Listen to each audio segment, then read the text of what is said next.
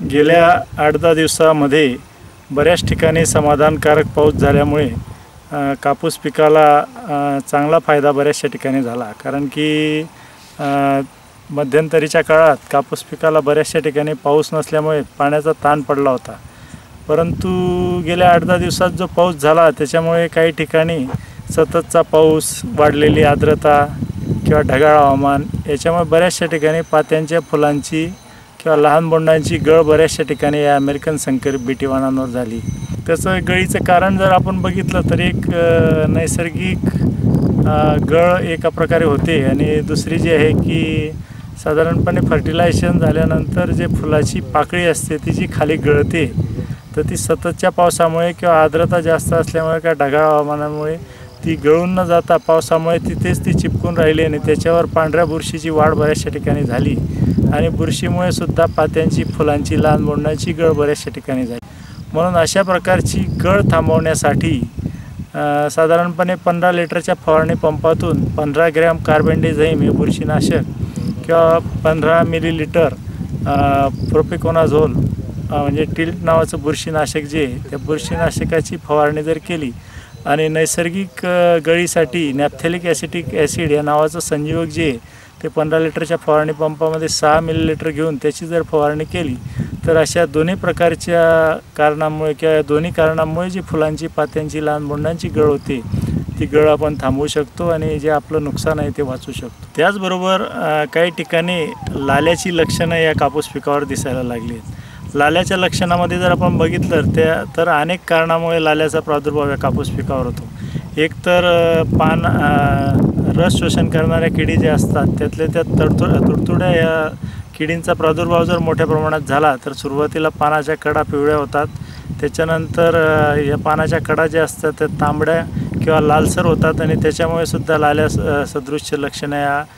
कापसाच्या पानांवर आपल्याला दिसतात। त्याचबरोबर लाल कोळी या रस शोषण करणाऱ्या किडीमुळे सुद्धा पानं लाल होतात आणि सर्वात महत्त्वाची बाब म्हणजे अन्नद्रव्याची कमतरता जर झाली, त्यातल्या त्यात नत्र आणि मॅग्नेशियम सल्फेटची कमतरता जर मोठ्या प्रमाणावर झाली तर त्यामुळे लाल्या सदृश्य लक्षणं आपल्याला दिसतात। या अमेरिकन संकरित बीटी वाणांना कायम ओलावा जर आपण त्याच्यामध्ये ठेवला म्हणजे कायम पाणी जर थोडं त्याला देत राहिलो म्हणजे साधारणपणे ठिबकची व्यवस्था जर आपल्याकडे असली तर 1-1.5 तास 2 तास प्रतिदिवस जर ठिबकच्या माध्यमातून आपण पाणी दिलं, पाणी देण्याचं प्रमाण आणि त्याचं कालावधी जो आहे तो साधारणपणे जमिनीच्या मजदुरावर अवलंबून असतो। कारण की भारी जमिनीमध्ये पाण्याचा ताण लवकर पडत नाही, त्या उलट जर आपण बघितलं तर हलक्या जमिनीमध्ये पाण्याचा ताण या कापूस पिकाला लवकर पडतो आणि अमेरिकन संकरित बीटी वाणांमध्ये पाण्याचा ताण सहन करण्याची क्षमता नसल्यामुळे त्याला पाण्याचा ताण मोठ्या प्रमाणावर पडतो आणि जमिनीत कितीही चांगल्या प्रकारे आपण अन्नद्रव्य व्यवस्थापन केलेलं असलं, खतं चांगल्या प्रकारे घातलेली असली तरी जमिनीत जर ओलावा नसला तर या झाडाची अन्नद्रव्य घेण्याची क्षमता, या जमिनीतून अन्नद्रव्य घेण्याची क्षमता जी असते ती कमी होते। म्हणून अशा परिस्थितीमध्ये त्याला पाणी देणं किंवा कायम तिथे वापसा परिस्थिती ठेवणं या बाबी जर आपण अवलंबल्या तर त्याचा निश्चितच लाल्या रोग टाळण्यासाठी आपल्याला फायदा होतो। त्याचबरोबर जास्त थंड वातावरण जर असलं, साधारणपणे 10 डिग्री सेंटीग्रेडपेक्षा तापमान जर सतत 3-4 दिवस कमी असलं तर त्याच्यामुळे सुद्धा लाल्याचा प्रादुर्भाव या कापूस पिकावर वाढतो। म्हणून अशा वाढत्या तापमानामध्ये कापूस पिकाला दिवसा पाणी न देता रात्रीच्या वेळी जर पाणी आपण दिलं तर त्यामुळे जमिनीचं तापमान वाढतं आणि त्याच्यामुळे लाल्याचा प्रादुर्भाव कमी होतो। म्हणून अशा प्रकारे पाण्याचं व्यवस्थापन आणि खताचं व्यवस्थापन योग्य प्रकारे केलं तर लाल्याचा प्रादुर्भाव होणार नाही। ज्या ठिकाणी ठिबकची व्यवस्था नाही अशा ठिकाणी जमिनीतला ओलावा बघून अर्धी गुणी युरिया आणि अर्धी गुणी म्युरेट ऑफ पोटॅश या खतांची मात्रा जर जमिनीतून आपण या पिकाला दिली आणि कायम ओलावा जर तिथे ठेवला, कोरडवाहू परिस्थितीमध्ये पिकाला जर मातीची भर आपण लावून घेतली किंवा सरीवरंबा जर तिथे तयार केला की जेणेकरून त्या वरंब्यामध्ये पाणी टिकून राहील किंवा पाणी मुरवलं जाईल आणि त्याचा चांगला फायदा या कापूस पिकाला होईल। म्हणून अशा प्रकारे जर आपण व्यवस्थापन केलं तर निश्चितच लाल्याचा प्रादुर्भाव कमी होऊन आपलं उत्पादन निश्चितच वाढेल। कापूस पिकावर रोगांमध्ये जर बघितलं आपण तर साधारणपणे आकस्मिक मर रोगाचा प्रादुर्भाव फार मोठ्या प्रमाणावर बऱ्याचशा ठिकाणी होतो।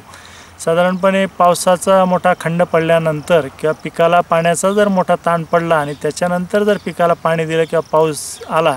तर त्याच्यामुळे आकस्मिक मर रोगाचा प्रादुर्भाव या कापूस पिकावर होतो। मग सुरुवातीला याचं लक्षणं जर या रोगाचे आपण बघितले तर सुरुवातीला झाड जे असतं त्याचे पाने संपूर्ण कोमेजतात, हळूहळू ते पिवळे पडतात आणि संपूर्ण पानगळ या आकस्मिक मर रोगामध्ये होते. या आकस्मिक मर रोगामध्ये मेलेलं झाड जर आपण बघितलं आणि ते जर उपटून बघितलं तर उपटताना आपल्याला ताकद खर्ची करावी लागते. उपटल्यानंतर त्याच्या मुळाचं निरीक्षण जर आपण केलं तर मुळं संपूर्णपणे निरोगी असतात. म्हणून या रोगासाठी कुठल्याही प्रकारचा जीवाणू, विषाणू किंवा बुरशी कारणीभूत नसल्यामुळे याच्यामध्ये बुरशीनाशकाची मात्रा वापरून किंवा ड्रेंचिंग किंवा आळवणी करून फायदा होत नाही. फक्त या रोगाचा प्रादुर्भाव होऊ नये किंवा झालेल्या प्रादुर्भाव लक्षात आल्याबरोबर जर आपण 1.5% युरिया आणि 1.5% म्युरेट ऑफ पोटॅशचं द्रावण